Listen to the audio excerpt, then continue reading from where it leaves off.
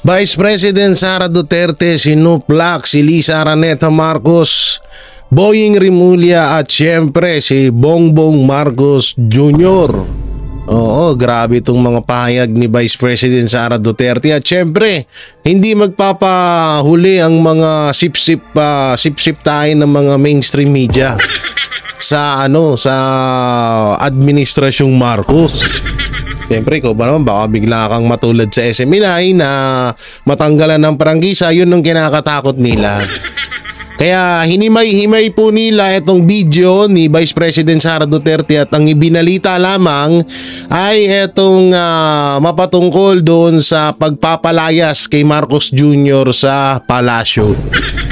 Oh, ang lupit no? Talagang pag ang mga mainstream media aktibo sa talagang ang bilis nila, alam niyo yan, ang bilis nilang umaksyon or magbalita ng mga against na mga sinasabi ni Vice President Sara Duterte kay Pangulong Bongbong Marcos. Pero kapag si Bongbong Marcos may against na sinasabi sa mga Duterte, hindi nila binabalita. May katulad nga lang nitong kay Tantuco, wala silang emek. Wala silang sinasabi mapatungkol dito, kundi tahimik ang kanilang mga bunganga. Ang kanilang mga bunganga. Ganyang kabayas ang mainstream media ngayon. Dito panoorin natin etong malupit na banat ni Vice President Sara Duterte sa mga tumraidor sa kanyang ama. At ang mga tao dito, nabunyag din po ang mga binayaran ng Administrasyong Marcos para idiin si Pangulong Rodrigo Roa Duterte. Oo, grabe itong mga papanoorin natin. So unahin muna natin ito. Alam ko napanood nyo to, pero ito unahin muna natin itong balita ng isang mainstream media na kung saan ay hinimay. Hinimay lang yung mga sinabi ni Vice President Sara Duterte at eto yun. Kahit alam ko, naiintindihan ko, tayong lahat gusto natin mapalaya. Alam nyo na kung sino nagbalita Sabi dito, gusto nating mapalaya sa pwesto ang adik na presidente natin kasi walang pagbabago. At dito naman sa balita nila, okay naman to kasi talagang totoo ang sinabi dito ni Vice President Sara Duterte. Pero sa ang akin lang kasi dito 'di ba nga may mga dapat din kasi ibalita nyo rin yung mga magaganda rin sinabi, yung mga katotohanan laban sa Administrasyong Marcos. Katulad na lang yan na binigyan ulit ng kakayanan ni Marcos Jr. na na tumagal ang ICC dahil ang ICC ay bubuwagin na nga dapat yan dahil halos nasa 10 years na ata na walang trial dyan.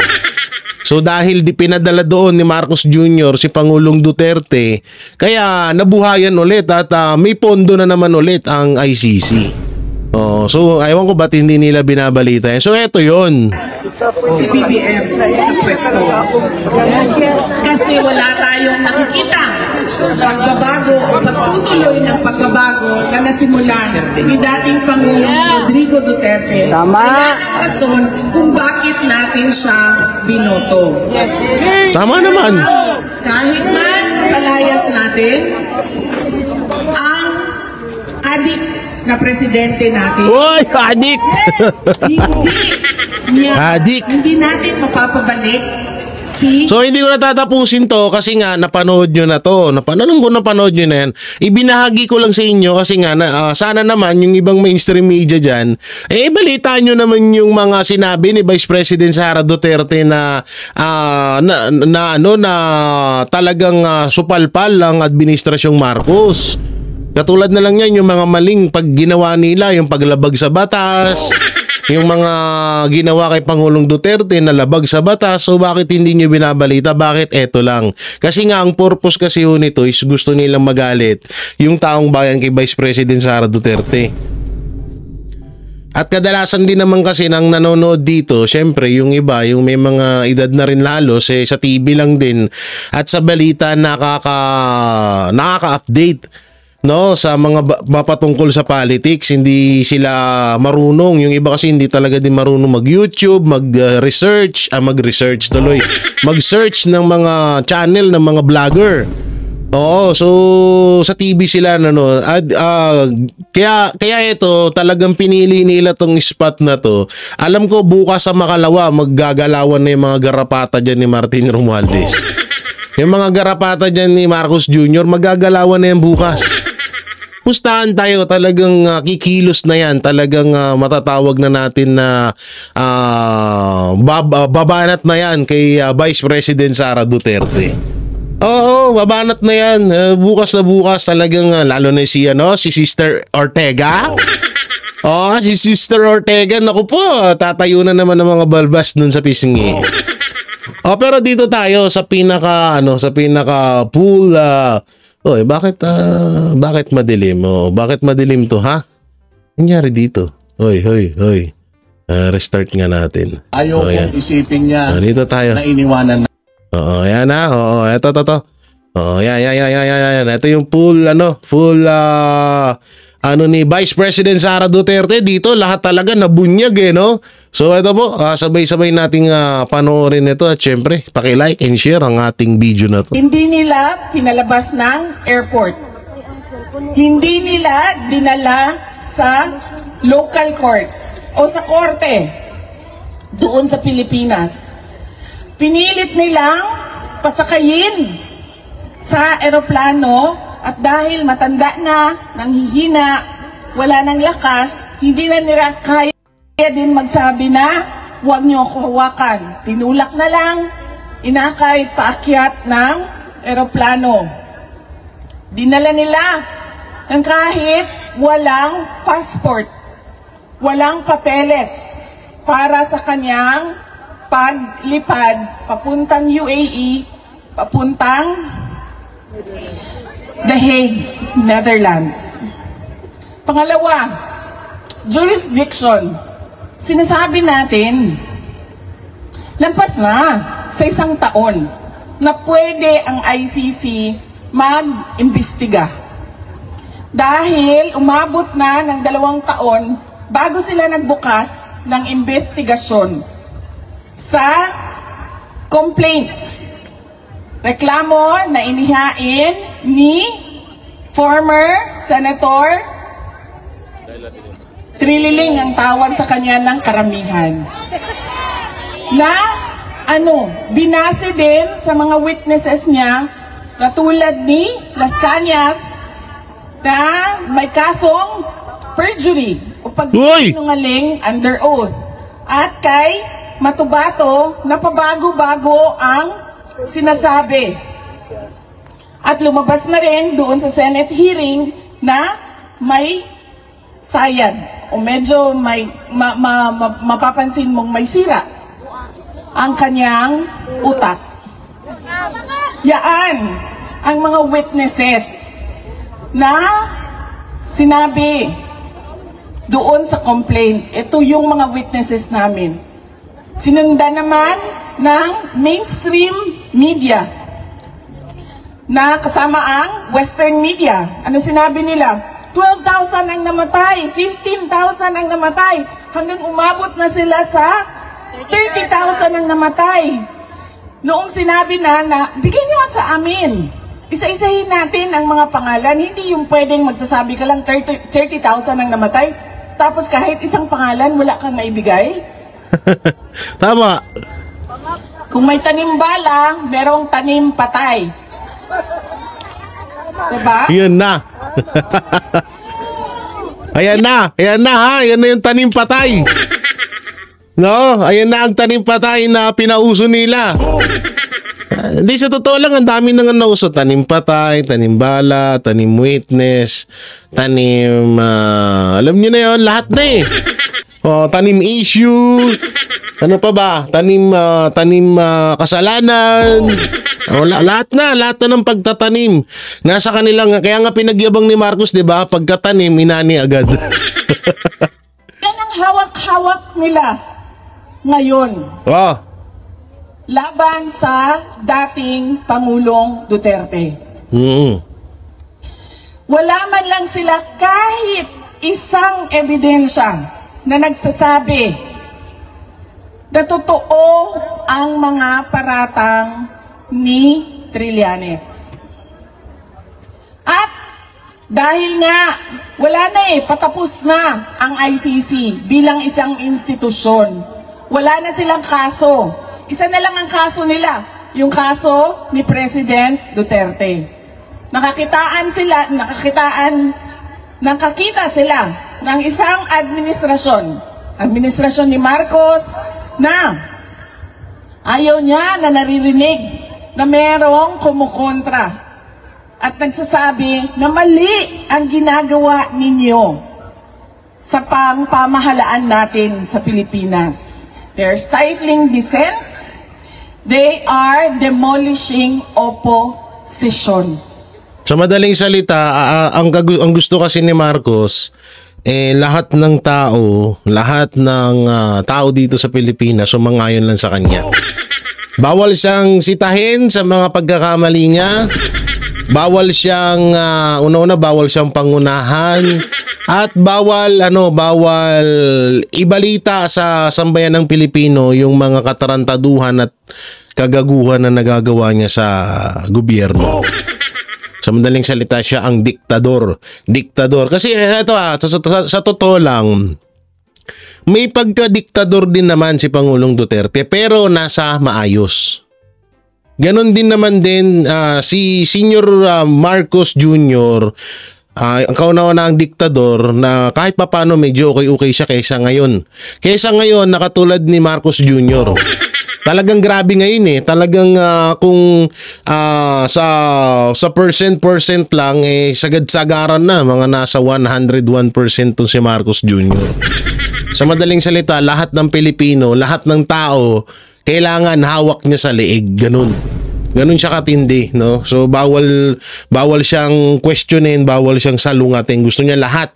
Parang siya nga yung new version ni Hitler. Nito new version siya ni Hitler na wala nga lang halos wala sa bagay yung ginagawa nila sa mga Duterte, parang pagpatay na rin yun no, pagpapahirap na ganyan, parang pagpatay na rin yung ginagawa kay Pangulong Duterte ni Marcos, pagpatay na rin niya. So talagang may halin tulad mo na siya kay Hitler sa sobrang kawalang-yan niya. So ganun ang ugali niya.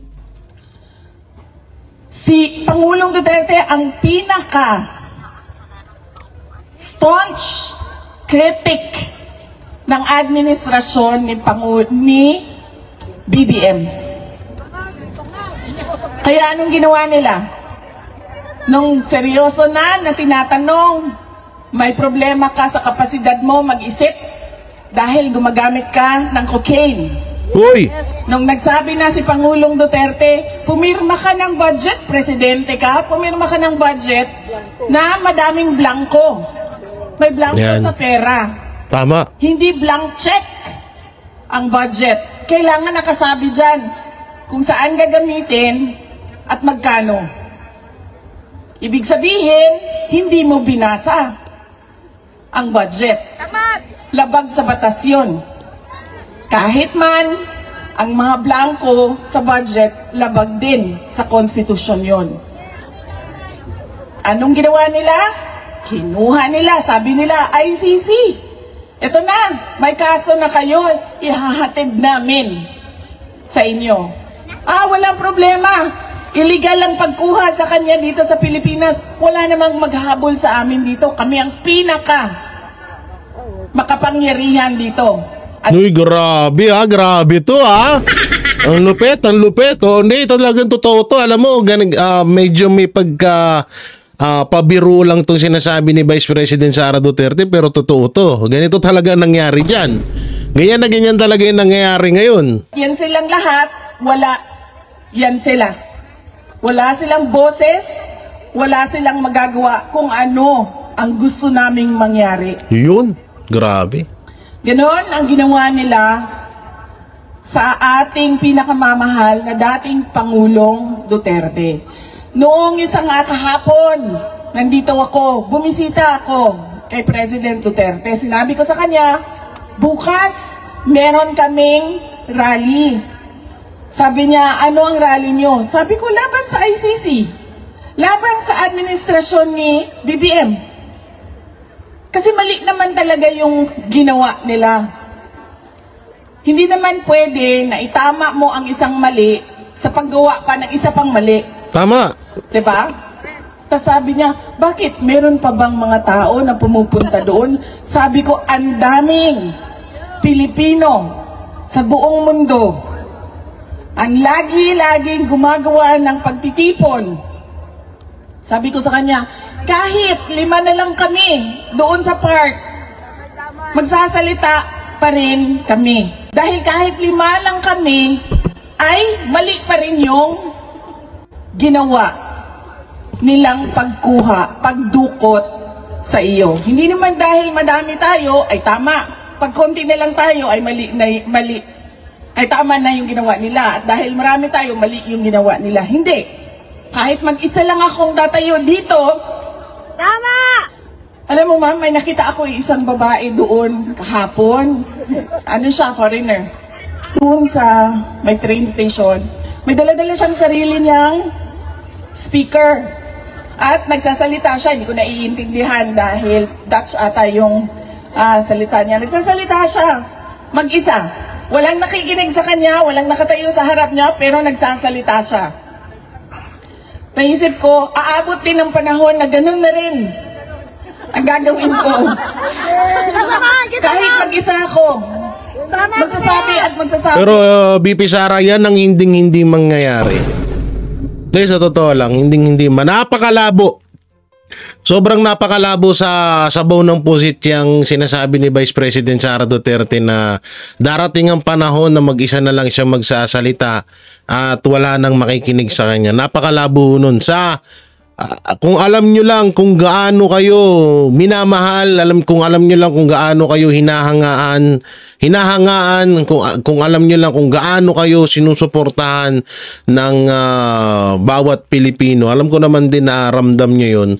Talagang sa 1 milyon na populasyon. Sabihin lang natin, 1 milyon na populasyon sa 100% na Pilipino na nabubuhay dito sa bansang Pilipinas at sa iba't ibang mundo, talagang halos sa totoo nga lang 5% na nga lang ata o 2% na lang po ata ang supporters o ang naniniwala kay Marcos Jr. Halos lahat talaga nakapokus, nagmamahal sa mga Duterte. Hindi yan mangyayari BP Sara na bandang huli mag-isa ka na lang. Pero yun, kagaya nga ng sinabi ni Pangulong Duterte na kahit 3, 2 or 1 ang nakikinig sa akin, magsasalita pa rin ako na magsasalita kapag may nakita akong maling ginagawa ng gobyerno. So inulit, parang ano lang to, kinapi lang to ni Vice President Sara Duterte. Ako, sa ICC, mali ang ginawa ninyo at pinagpipilitan nila ang mali na ginagawa nila dahil dinidikdik nila sa ating lahat ang kanilang mga paniwala. Kasama mo kami! It's a very Western-centric mindset. Nakita nyo ba kung meron silang nakuhang mga malalaking detainees, mga akusado, saan sila lagi kumukuha ng mga tao na nililitis nila? Sa Africa. Andun sa loob, kasama namin. Hindi ko lang sila makausap dahil French ang kanilang pananalita. Ganon ang ginawa ng ICC. At ngayon, dahil alam nilang dalawa, alam ng ICC, alam ng administrasyon ni BBM na wala kahit isang ebidensya, ay gumagawa na sila ng ebidensya. Lahat ng namatay, war on drugs. Lahat ng buto, war on drugs. Lahat ng buto. Lahat ng buto, ipunin. Baka bukas sa Makalawa yan ang baka yan ang isulong ni Marcos Jr. sa zona niya. Na lahat ng buto buto ng manok, buto ng baboy, baka, kalabaw at kung ano-ano pang hayop yan, ipunin. at ibigay sa ICC, meron tayong magagawa. Lahat ng boto ipunin at gamitin para gawing ebidensya labang kay Pangulong Duterte. Putay na, baka yan yung sabihin niya sa sona niya.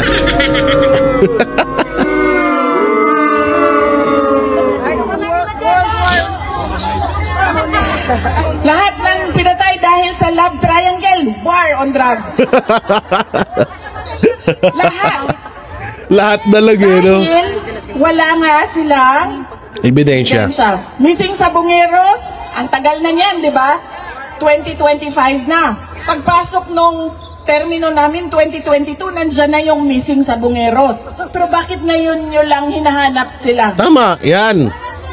Oh, ayan din yung isang katanungan ng lahat. Bakit ngayon nyo lang tinrabaho yan?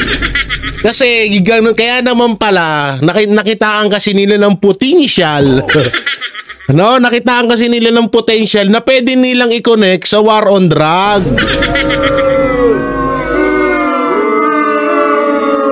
Eh baka yung mama Sapano sa 44, baka gawin din yun. Naku po. Ay. Kasi walang buto. Kailangan natin ng buto. Hanapin natin ang missing sa Bungeros. Mga biktima ng war on drugs. At anong ginawa nila? Noon, sabi nila, mag-iimbestiga ang Pilipinas. Bubuksan natin ang EJK Task Force na mag-iimbestiga. Nung wala talaga silang makita, wala silang mahanap, ano sabi nila? Ay, wala na. Sinunog na lahat ng ebidensya. Nawala na lahat ng ebidensya. Sinunog na. Tapos yung mga witness, pinalipad na ng ibang bansa. Yung ibang mga witness, pinalipad na ng ibang bansa para hindi na bumaliktad. Yung iba, tinapalan ng tig 10 million para manahimik na. Investiga na nga noong 2012, di ba? Sa panahon ni dating Justice Secretary Laila De Lima. May dala-dala pa siyang bungo noon. Kung maalala niyo, di ba? Tama! May dala siyang buto. Tapos buto pala ata ng baka yon kasi lechona ng baka yung... Magbulalo! Yung... Kasi lumalina. Eh, bulalo! Bulalo. Nag-imbestiga na sila 2012. O, nagbukas na kuno ng inquiry 2024. Hanggang ngayon, wala silang ebidensya. Pero hinawakan pa din nila si dating Pangulong Rodrigo Duterte. Kasi ito na lang yung kaso namin. Hindi namin mahuli si Netanyahu eh. Hindi namin mahuli si Putin. Panghahawakan namin ito si Duterte kahit na wala kaming ebidensya. Sinasabi na namin, sobrang tagal niyo na siyang pinanghahawakan, dinidetain sa pre-trial stage. Pira-pira na lang din ng ICC. Diba? Oh! Sobrang tagal na. Ibigay niyo yung interim release. Kasi sa inyo naman na provision yan eh. Interim release. Nandyan nakasulat. Pero anong sabi nila? Ay hindi. Hindi pwede. Dahil ang gagawin niya ay tatakbo siya. A flight risk daw. Yung about kay Putin tsaka yung ibang mga presidente na gustong kunin ng ICC, sa totoo, tugmang-tugma at talagang swak na swak yung sinabi ni Vice President Sara Duterte. Talagang grabe ang administrasyong Marcos, no? Ginawa nilang pangbuhay sa ICC si Pangulong Duterte. Di siguro talagang etong pamamaraan na to, bago pa magsimula na magingay or mabisto ang administrasyong Marcos sa katarantaduhan na ginagawa dito sa bansang Pilipinas, talagang nakikipag-ugnayan na yan sa ICC. No, nakikipag-ugnayan na yung mga kupal na yan, no? Yung mga kumag na yan. Ngayon, nung nakuha na nila, nalaman na nila na, uy, pwede palang ganun. Ang ICC pala, ay pwede palang magkulong kahit wala pang sapat na ebidensya at hindi pa guilty yung tao. So doon natin badalayan si Duterte para ano? Para wala tayong nabibisto tayo pag nandito sa Pilipinas yan eh. Nalalaman ng mga Pilipino yung yung mga baho natin na ginagawa dito, padala nyo na yan doon. Magkano ba? Magkano? O sige, eto may national budget 2025 o 6 trillion to. O padala mo yung 1 trillion doon. So talagang ang galing talaga. Grabe, tugmang-tugma yung mga sinasabi dito ni Vice President Sara Duterte. Paano naging flight risk yan? Nahirapan na nga yan umakyat ng eroplano. Paano mo itakbo yan? Na pag sinabi mo, tara na, pack up na, nandyan na sila, huhulihin tayo. Hindi nga siya makalakad ng maayos. Naka-live ka, naka-video ko. At saka wala siyang ibang gustong puntuhan kundi umuwi sa Davao City. Kasi mga banga! Sinasabi niya yung mga supporters, oo, totoo, matanda na siya. Pero yung mga supporters niya, tinitreaten nila ang mga witnesses, mga prosecutor, ang ICC. Wala nga witnesses, sinong ititreaten? Boom! Boom! Tama! Wala nga kayong ebidensya eh. Wala nga witnesses eh. Paano ititreaten? Ang galing, palakpakan natin, Vice President Sara Duterte yan. Lapit! Pangina, gigil na naman siguro ngayon si Remulla. Nako, atakihin na naman ng sakit si Remulla. Magkukulay violet na naman yun. Ay, basag. Ang sinasabi nila, ay, madami siyang baril, madami siyang pera. Ngayon nga, binibenta na nga yung bahay niya kasi duda ko, kailangan ni Hanilet ng pera. Diba? Hindi na makatarungan yung sinasabi nila sa paghawak at pag-detain kay dating Pangulong Rodrigo Duterte. Kaya sabi ko, hindi ako mapapagod sa paulit-ulit na pagsabi sa kanila. I-dismiss na nila yan o di man ibigay nila ang interim release. Dahil meron ng bansa na nagsabi, tatanggapin namin siya dito. Lahat ng gusto ng ICC gagawin namin. Ibigay niya sa amin si Duterte. Meron na eh. So bakit niyo pa kontrahin yan? Alam niyo namang mahina yung kaso. So ibig sabihin may bansa na pala talaga na gustong kumuha kay Pangulong Duterte at handang gawin kung anong kagustuhan ng ICC. O ganyan kalupit ang si Pangulong Duterte. Handa siyang tanggapin ng ibang bansa. Grabe talaga. Hindi baka hindi nakikita ko dito baka nag-aabang lang tong ICC ng pera talaga. Sa totoo lang ha, baka nag-aabang sila talaga ng malakihang pera. Kasi nga talagang, na yan eh, gusto ng wasakin yan, gusto ng buwagin niyang ICC na yan. Kasi wala naman talaga silang kwenta. Hindi sila napapakinabangan, ilang taon na silang walang trial. No? Yung mga nandyan, din naman puro mga Aprikano daw yung mga hinuhuli nila. Diba? So, naku po. Talagang pera-pera na lang talaga to. Kasi wala na silang kaso pag na-dismiss ang kaso ni Duterte. Yan na nga yun. Tsaka ito pa, maputol ko lang, nakakahiya dyan si Marcos Jr. Alam nyo kung bakit. Kung halimbawa may isang bansa na gustong tumanggap kay Pangulong Duterte, tangina yung Pangulo ng Pilipinas ayaw tanggapin yung kapwa niya Pilipino pero yung ibang lahi gustong tanggapin si Pangulong Duterte. Kaya hiya sa iyan, Marcos Jr.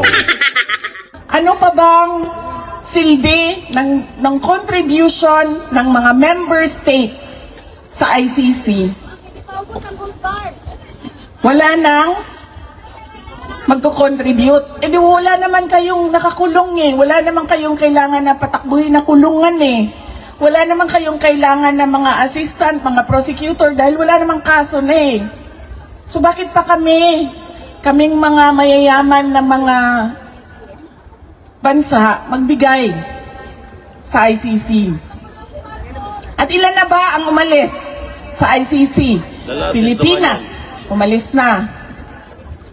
Sino isa? Hungary, Hungary, last umalis na. month. Last 2 months. Dahil nagising na.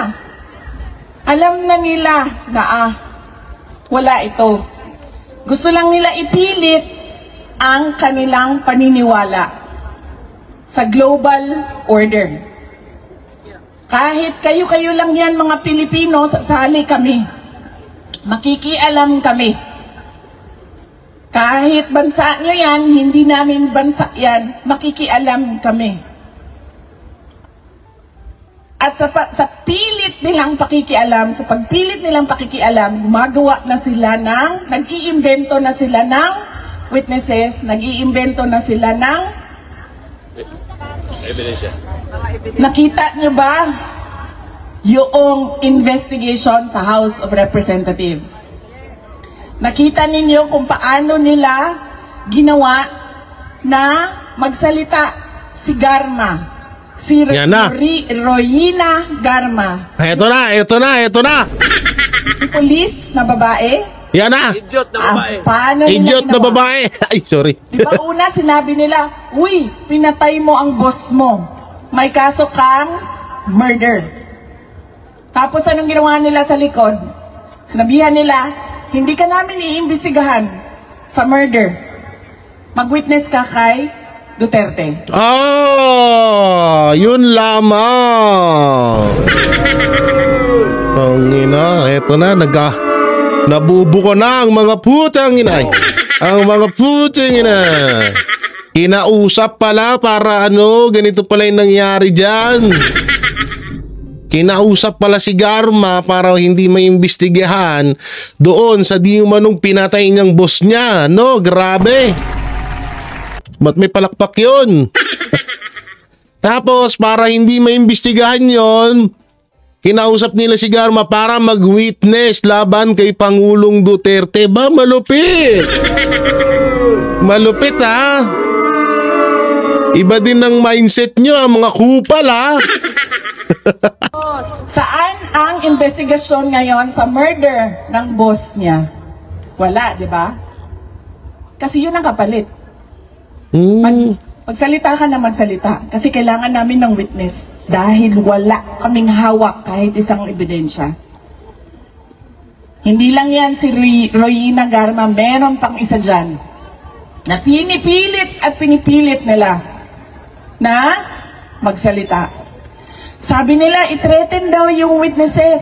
Ang tagal na alam ni Pangulong Duterte na pumapasok ang ICC sa Pilipinas. Kahit isang beses, meron ba siyang ginawa kay Las Cañas? Tama. Ang tagal na Las Cañas nagsasalita. Hindi, totoo yun ha. Ang tagal na ni Las Cañas nagsasalita at alam niya na rin si Duterte yan. Alam na lahat ni Pangulong Duterte yan. Kaya nga napakalabo yung sinasabi nilang banta si Pangulong Duterte sa mga witnesses. Bukod sa walang witnesses, dapat kung talagang banta si Duterte, noon palang pinagpapatay na kayo mga bobo. Ang katangahan nyo, no? Kaya nga sagot ni Pangulong Duterte, pinapapatay kita, ba't buhay ka pa? Ay, nako. Kahit isang beses, may ginawa ba siya kay Matubato? Ang tagal na ni Matubato nagsasalita. Tama. May ginawa ba sa mga ICC prosecutors na pumasok sa Pilipinas? Wala. Pinipilit lang nila yung gusto nila. Naghahanap sila ng justification para sa injustice na ginawa nila kay dating Pangulong Rodrigo Duterte. Kaya yan po mga kababayan, ang kailangan natin paulit-ulit na sabihin sa mundo. Kanina may nagtatanong, nagrarally tayo ng nagrarally, wala namang nakikinig sa atin, tayo-tayo lang din. Ano bang pwede nating gawin? Madami sa inyo ang dual citizens na. Diba? Madami sa inyo, ang karamihan sa inyo, majority dito, 90% or 98 siguro percent ay... Anong walang nakikinig? Sino yung nagsabi nun? Bibi Sara, masapok. Ulul, dito pa lang sa mga channel namin, panalo na kami. Tingnan yung mga channel nyo, mga bulok. Europe. Sabihan ninyo ang mga gobyerno ninyo.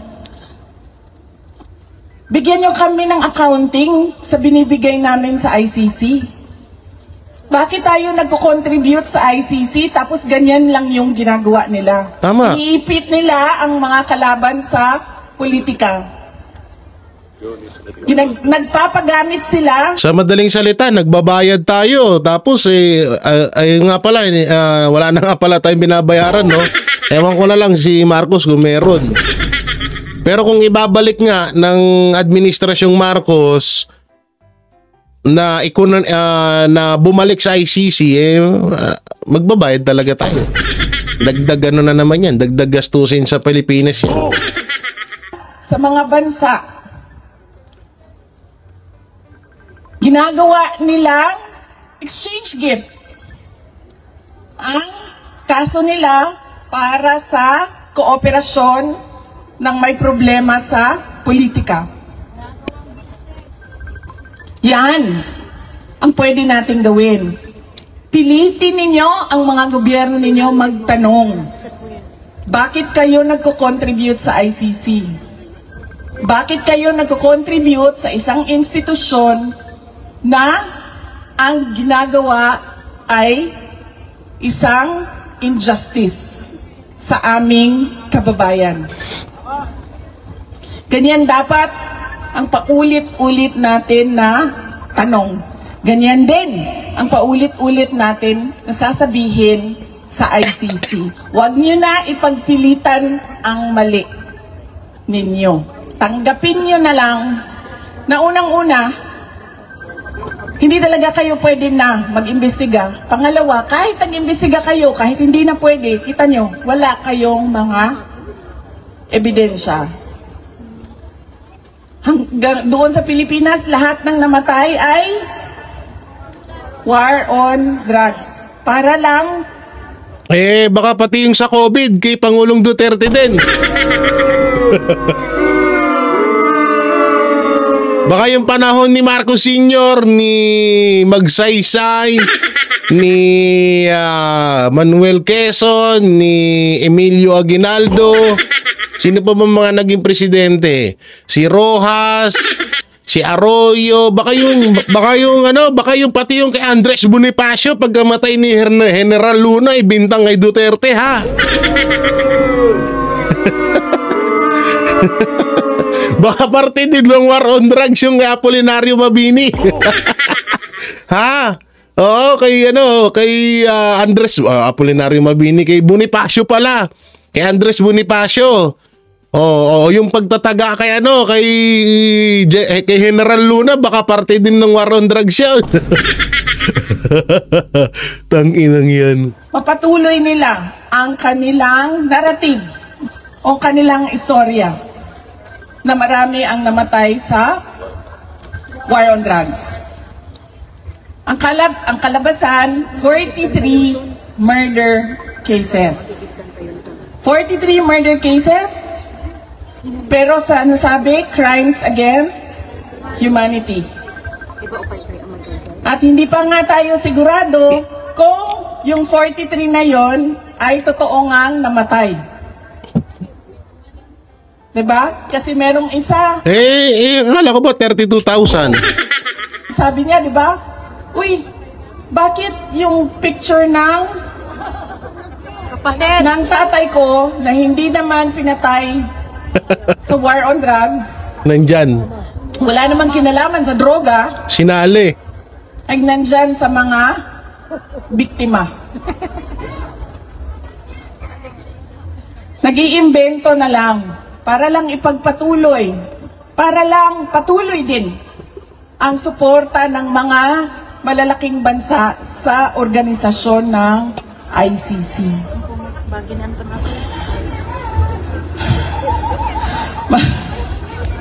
So sa madaling salita, talagang pinagkakaperahan na lang pala talaga ng ICC itong mga ganitong issue, no?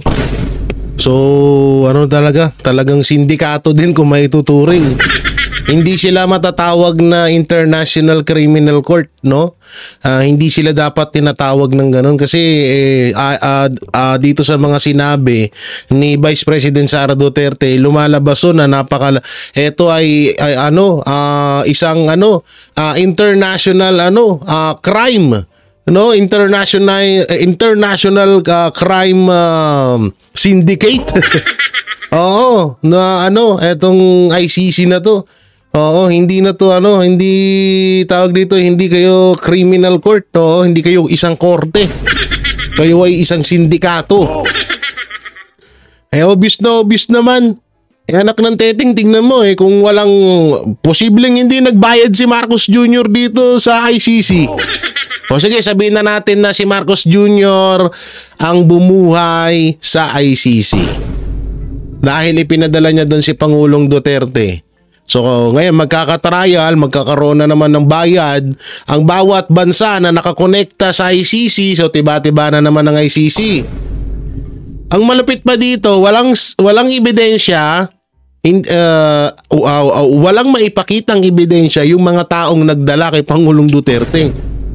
So talagang pahirap or pagpatay kay Pangulong Duterte itong ginawa ni Marcos Jr. Dahil una-una matanda na si Pangulong Duterte, may batas din ng ICC na kapag pumatak ka na ng 80 years old, pwede ka nang i-release, pwede ka nang palayain. Una-una hindi na makakatakas si Pangulong Duterte. Kung halimbawa habulin siya ng ICC, hindi na nga halos makatayo yun eh. Hindi na nga halos makahakbang yun. Hindi alam niyo ito, Puera Biro. Kagaya nga nung sinabi ni Boss Dada, kami magkakasama noon ni Pangulong Duterte sa Hong Kong. At doon pa lang ay sinabi na mismo ni Pangulong Duterte na talagang huhulihin siya.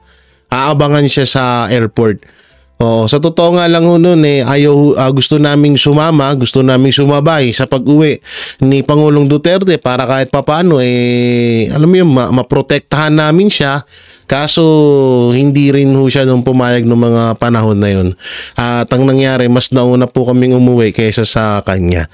So kami magkakasama noon, yun yung huling pagsasama namin ni Pangulong Duterte yung sa Hong Kong. Kaya sana kahit ako hanggang ngayon nananalangin ako na madugtungan pa yung mga banding, kasi kapag isang Duterte ang kasama mo, kahit sino sa kanila, lalong-lalo na si Pangulong Duterte, sobrang alam yun, parang talagang namamangha ka rin sa sarili mo at nakakamangha sila dahil sa likod ng pagiging popular, likod ng pagiging kilala at kung may tuturing isa sa mga pinakamakapangyarihan na pamilya sa buong mundo, talagang napaka down to earth nila ho.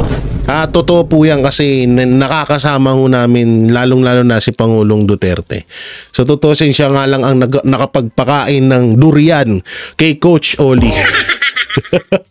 Si Coach Oli po ang pinakapihikan sa amin pagdating sa pagkain, pero napakain po siya ni Pangulong Duterte at ni Serbong.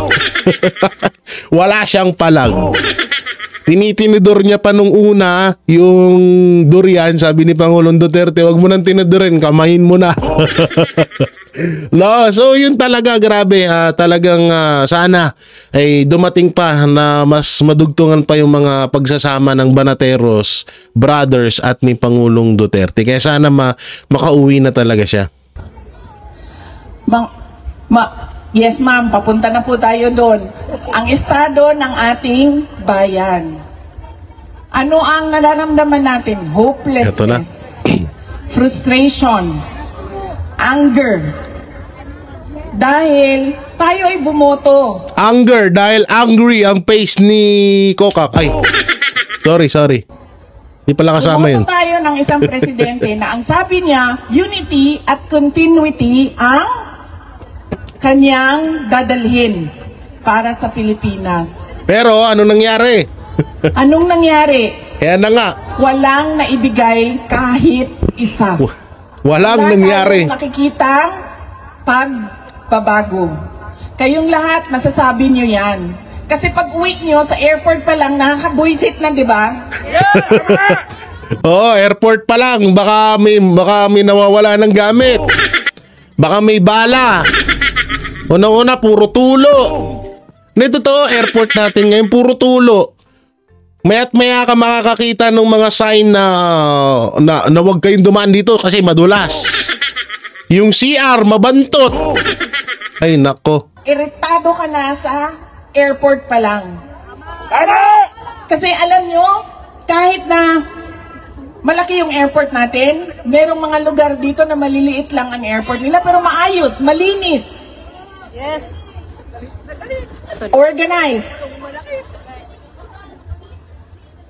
Diba? Hindi ka natatakot na nakawin yung laman ng mga pasalubong mo.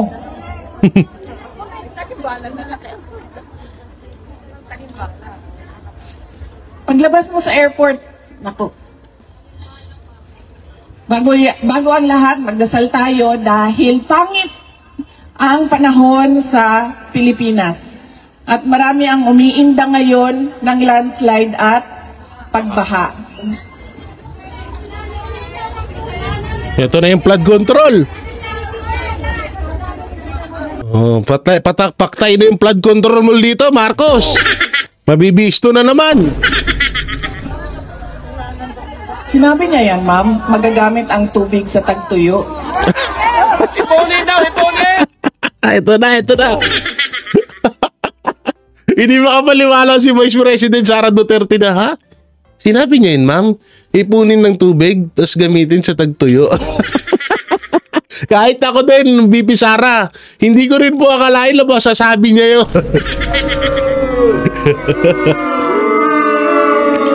Vice President Sara Duterte, sa totoo nga lang, may bago na naman siyang imbento. Maglagay ka ng maruming tubig sa timba, lilinisin ng kanilang filter. Ay. Tingnan mo yung itsura ni Vice President Sara Duterte. Tingnan niyo, pansinin niyo. Hindi siya makapaniwala eh. Presidente nagsabi na meron tayong magagawa. Ipunin ng tubig at gagamitin natin sa tagtuyo.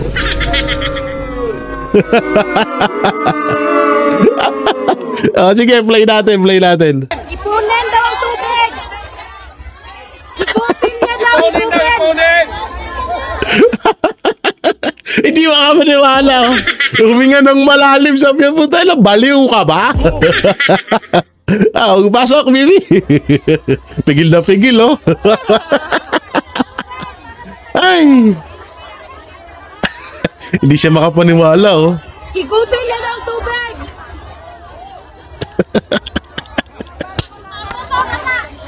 Hindi ko alam kung paano naging presidente yan ng Pilipinas. Hindi ko talaga alam. Ikaw may kasalanan dyan, eh. Sorry, Bibi, pero ikaw may kasalanan dyan, eh. Sinabihan ka na nagtatay mo, weak leader, gani yan. Pero tigas kasi ulo mo. Sunod ka gusto mo. Ayan, tuloy presidente, abaliw. Ikaw may kasalanan niya, BP. Sorry. Sige. Ay, naku mo, lap trip. Sorry. Peace be with you. Peace. Oo. Ako. Ikaw dapat! Isa! Sa'yo binoto namin si BBM! Oo, ma'am. Alam ko yun. Madami nagsasabi sa akin yan. Sa Pilipinas, ma'am, kahit saan ako umikot, yan ang sinasabi nila. Dahil sa'yo. Dahil sa'yo. Ay, nasisi pa nga, no? Vice, no? Dapat ikaw ang Babawi tayo! Babawi tayo! Akala ko kasi, Eto na. Doon tayo sa akala! akala ko kasi, gusto, Ay, naku. Hindi na makapagsalita si Vice President Sara Duterte.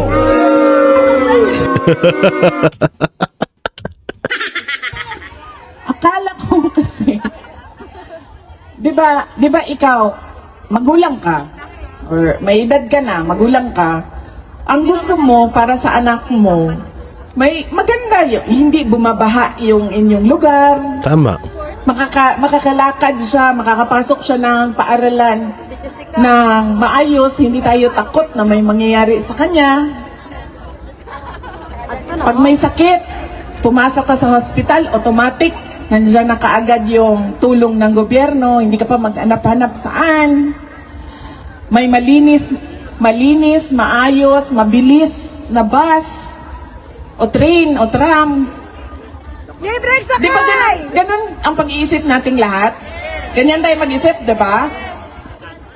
O tapos pangarap natin na, ay, sana umabot ang araw na hindi na tulad ko, ang aking mga anak na naghihirap dito sa ibang bansa. Na dugo, may libreng sakay! luha at pawis. Malahimik! Araw-araw. Manahimik ka muna, ate. May nagsasalita, sigaw ka ng sigaw. Yan na naman tayo eh. Shut up ka muna, shut up. Ang nangyayari sa akin dahil sa pagtatrabaho para sa aking pamilya. Di ba ganun yung pangarap natin? Hindi ko alam kung bakit hindi ganyan. Akala ko ganyan ang pangarap niya para sa atin lahat. Pangas! Lalong-lalo na para sa ating mga anak. Akala ko, kasi ikaw ate, Ma'am, akala ko, hindi mo pansin.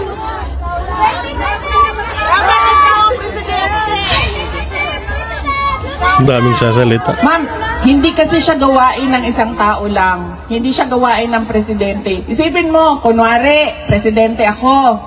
Kunwari, nakita niyo yung House of Representatives, ma'am? Ilang buhaya yon?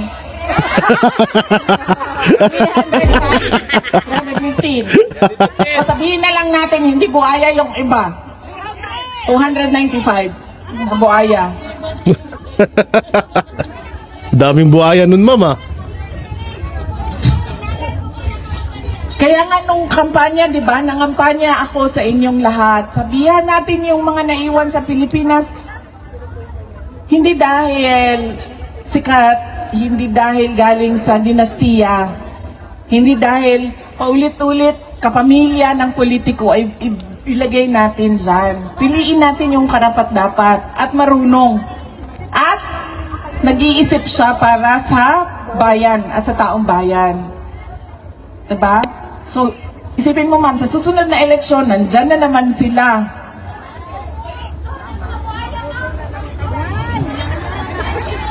Kaya hindi siya magagawa ng isang tao lang. Kailangan baguhin natin. Tayong lahat, sama-sama, baguhin natin yung mukha. Kaso, Vice President Sara Duterte, kahit naman din siguro na ayaw nung iba, mga nasa baba, bakit nila sinusunod si Pangulong Marcos? Diba? Kung alam naman nilang pangit yung ginagawa. Alam nyo kasi, sa totoo lang, na masyadong na-tolerate ni Marcos yung mga kawatan, mga magnanakaw na mga politiko sa gobyerno. Kasi ngayon, anytime pwede na silang makapagnakaw kasi alam nila na hindi sila sisitahin ni Pangulong, ni Bongit, ni BBM. Na alam nilang hindi sila sisitahin ni BBM. Kaya ganon, kaya yung mga politiko ng mga kawatan talagang unlimited sa nakawan. Kaya wala biruin mo sasabihin ng mga halimbawa lang naman congressman sabi ng congressman may badge katulad nung nangyari kay Chihuahua 'di ba? 19 million budget dun sa barangay hall. So ano nangyari? Ngayon giba-giba na, wala pa palang building permit 'yun. Walang mga papeles. So naipatayo yung ano na yun, hindi pa sakto kung naubos ba talaga yung 19 million doon sa barangay hall na yun. 'Di ba? So ganun lang, kaya nga lintik ang kabig ng mga politiko ngayon na mga mandurugas kasi nga walang pakialam yung nasa taas. Kasi nga pare-parehas lang ng sila ngayon ng yung mga bitukan nila magkakadugtong na. Oo. Sabi nga nila, ang sinungaling kapatid ng magnanakaw. O, samantalang may eto pala, siguro, yun no, anong may kukomento nyo ho doon sa pahayag ni Vice President Sara Duterte? Ang dami niyang binulgar doon, yung kay Garma, kay Remulla, yung mga witnesses, yung kay Marcos Jr., tapos nasama pa yung hindi siya makapaniwala dun sa tubig. Sa tubig na iipunin, gagamitin sa tagtuyot. So anong maikukomento nyo dun, no? I-comment nyo lang po dyan sa baba at ating babasahin yan. Alam nyo, excited na rin po ako naman na dumating ang 2028 election na para maging presidente na at mabago na ang bansang Pilipinas, maging presidente na si Vice President Sara Duterte. Dahil ngayon pa lang, nakikita na ho natin talaga na itong si Vice President Sara Duterte ay sureball ng panalo bilang presidente ng bansang Pilipinas. So yun, ingat po kayo palagi. God bless and peace and bye-bye.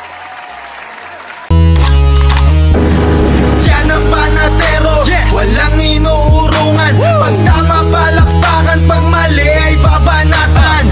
Yan ang Banateros, boses ng ordinaryong Pilipino. Banateros ay walang makakaawan. Walang inuurungan, Banateros ay tinutulungan.